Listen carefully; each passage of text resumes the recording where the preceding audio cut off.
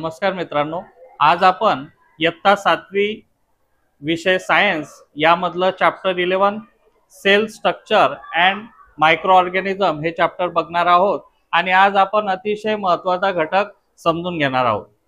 तो घटक म्हणजे सेल। सेल म्हणजे पेशी। तर पेशी जर आपण बघितलं तर या पेशीचा जो शोध आहे तो रॉबर्ट हुक यांनी लावलेला होता।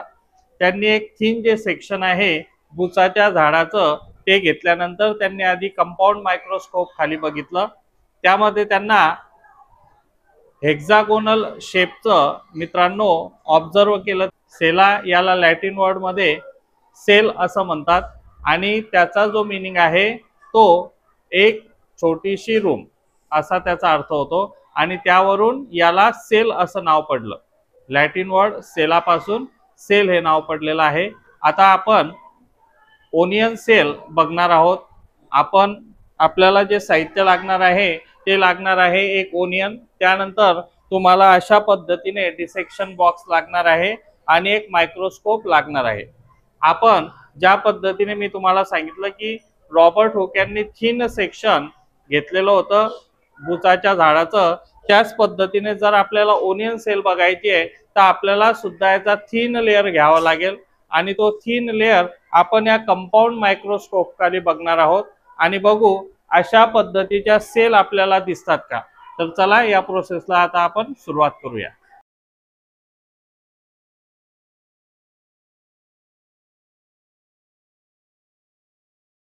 तर मित्रांनो, आज आपण स्लाइड कशी बनवायची ते शिकणार आहोत।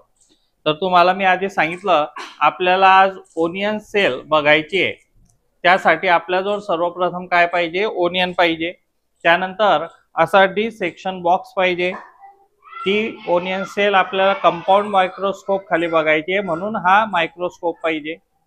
त्यानंतर तुम्हाला अशी ग्लास स्लाइड लागेल आणि या स्लाइड वरती जेव्हा तुम्ही हा सेक्शन ठेवणार त्याला कव्हर अप करण्यासाठी ही कव्हर स्लाइड लागेल। अशा पद्धतीचं साहित्य ही ओनियन सेल ची स्लाइड बनवण्यासाठी आपल्याला लागेल। तर चला आता ही प्रोसेस आपण सुरू करूया। सर्वप्रथम मित्रांनो आपल्याला काय करायचं आहे की हा जो कांदा आहे त्याचा अशा पद्धतीने आपल्याला त्याचा जो वरचं कव्हर आहे ते बाजूला करायचं आहे।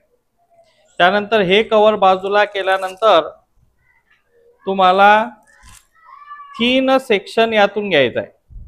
काय घ्यायचं आहे, थिन सेक्शन घेतल्यानंतर तुम्हाला अशा पद्धतीने या स्लाइड वरती ठेवायचा आहे आणि हा चिपकून राहावा आणि ती ग्लास स्लाइड व्यवस्थित राहावी यासाठी त्यावर थोडं तुम्हाला मित्रांनो काय पाणी टाकायचं आहे।